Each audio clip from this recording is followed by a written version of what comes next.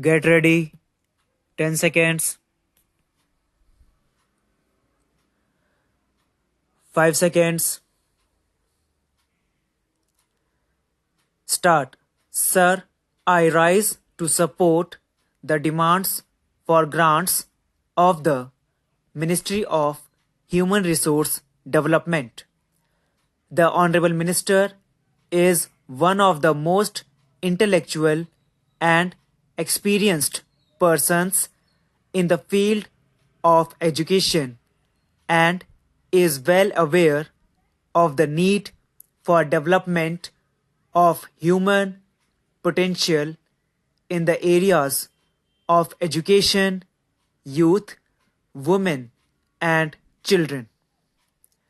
The allocation of funds for the various activities of the four departments which constitute his ministry is no doubt in line with their requirements, about which I have nothing to say. My only humble request to the minister is that he should carry out an appraisal of the working of his ministry to find out if the purpose for which the money has been spent has really been achieved commensurate with the amount spent.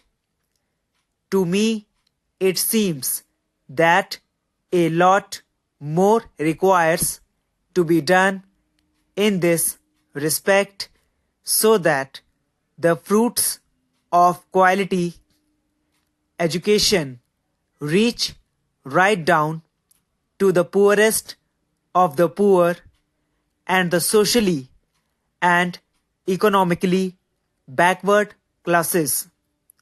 The purpose of good education is to make one really knowledgeable and respectable citizen of this country so that he is able to stand on his own feet and live a decent life. Character building plays an important role in this direction and has to be given its due place in education. It must be understood that good education is the foundation for nation's progress, and unless this foundation is made strong and everlasting, no structure constructed on it will stand firm and erect.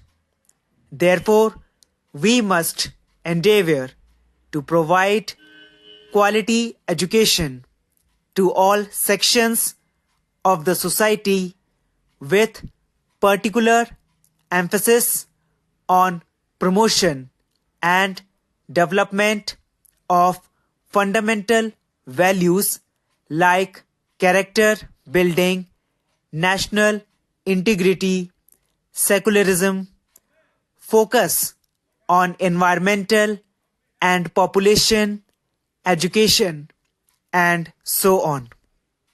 It is all the more important that the socially and economically backward classes, who form the bulk of our population, are drawn into the mainstream of educational activities so that they also contribute their mite to the nation's prosperity. Unfortunately, this point seems to have escaped the attention in this year's budget, although there was a mention of it in the last year's budget. The Honorable Minister himself is dedicated to the cause of education, and there is hardly anything more that I can tell him. Nevertheless, I feel that a time has come for us to act, and if we miss this opportunity, we may repent for a long time to come.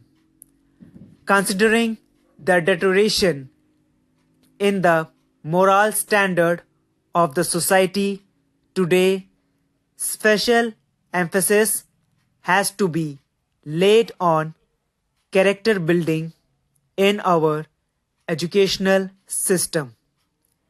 Children being more amenable to changes, character building should start from them right from the Anganwadi classes up to SSC classes.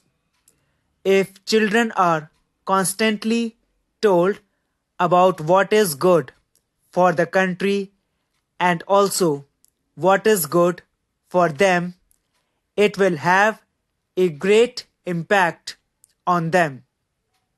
The help of Anganwadi workers who do not have work in the evening can be taken to coach children of first and second standards by telling him stories of great people and their work.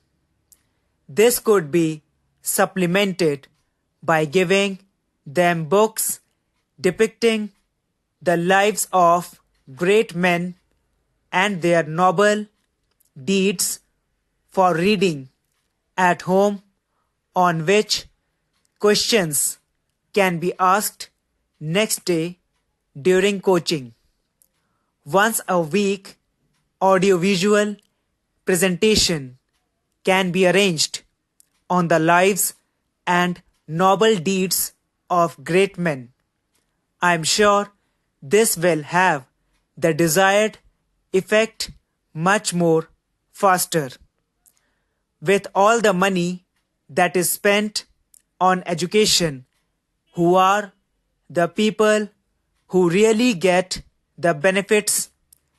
If we ponder over this aspect, we will find that it is the affluent few and those where both husband and wife are working who are able to reap the benefits because they have all the money with them to get whatever they want. They can send their children to the best schools, buy costly books and aids, arrange special tuitions, and send them to special coaching classes to score good marks in competitive exams. Even if these children fail to get admissions to professional courses, their parents can always pay capitation fees and have them admitted. But what happens to SC/ST and other economically and socially backward students? They just do not have the right type of atmosphere at home which will motivate them to go to schools and study. Their parents themselves, being illiterate and poor, would prefer their children to help them in their work and earn money rather than spend time on studies. Under the circumstances, it would be nearly impossible for such students to compete with the city students and get admission to prestigious courses.